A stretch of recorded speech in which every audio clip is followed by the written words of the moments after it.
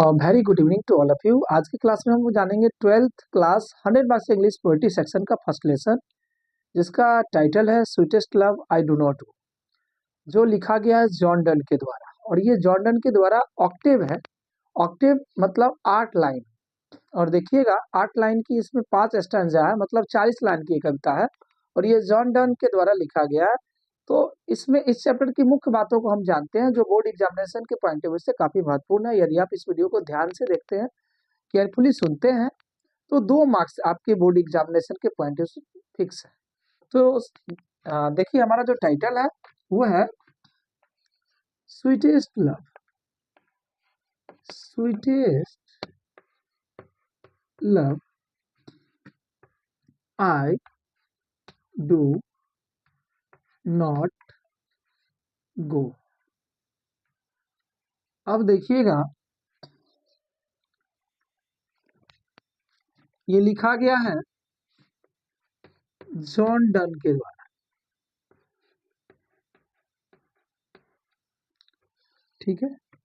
इनका जन्म हुआ था, ही वाज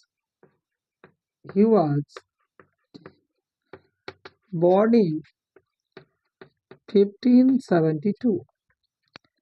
इनका निधन हुआ था 1631 में। He was died in 1631।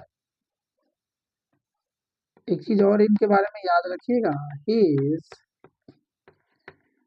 known as metaphysical poet। और आपको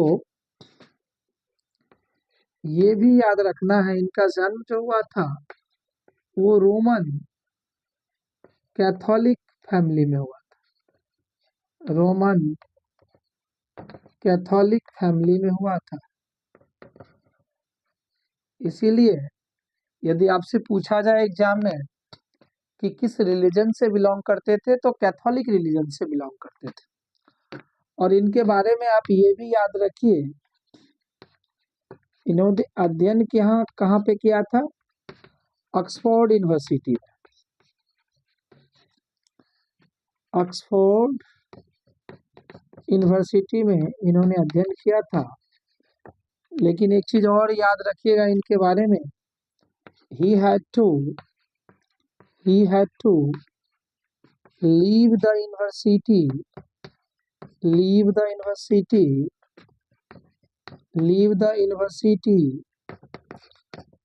without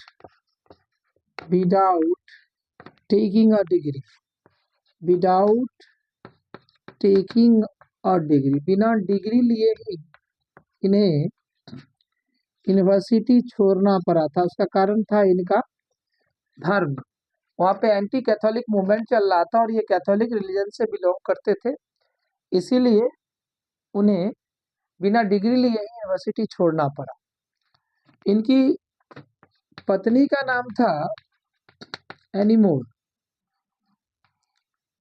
ठीक है। इनकी पत्नी का नाम था एनी मोर, मांगे मोर।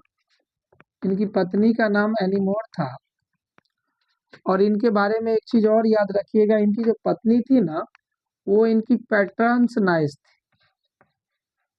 पैट्रन्स नाइस कहने का मतलब ये जहाँ रहते थे ना, उन्हीं की भतीजी थी, मतलब इनके आश्रयदाता की भतीजी थी। और ये अपनी पत्नी को छोड़कर जर्मनी जा रहे थे, ठीक है।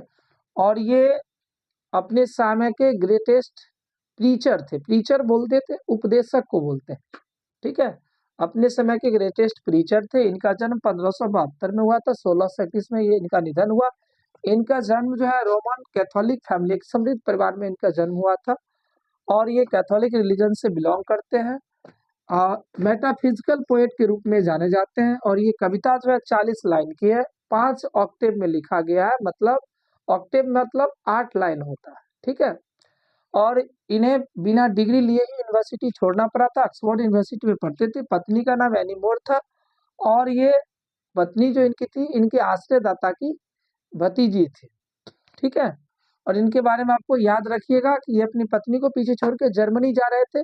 अपनी तुलना किससे करते हैं? अपनी तुलना सन से करते हैं और कहते हैं कि मेरी यात्रा सूर्य से भी तेज हो, क्योंकि उसके पास तो कोई सेंस नहीं है, मेरे पास तो इच्छा और उद्देश्य है, इसलिए मेरी यात्रा काफी शॉर्ट होगी। ठीक है, इनके बारे में और आप याद रखिएगा कि ये कहते हैं कि डेथ निश्चित है, मौत निश्चित है। क्वेश्चन आ जाएगा क्या श्योर है, तो डेथ श्योर है। ठीक है, चलिए तो बस इतना छोटा सा कुछ मेन पॉइंट को आप याद रखेंगे तो आपको 1 से 2 मार्क्स बोर्ड एग्जामिनेशन में आपका फिक्स है। धन्यवाद।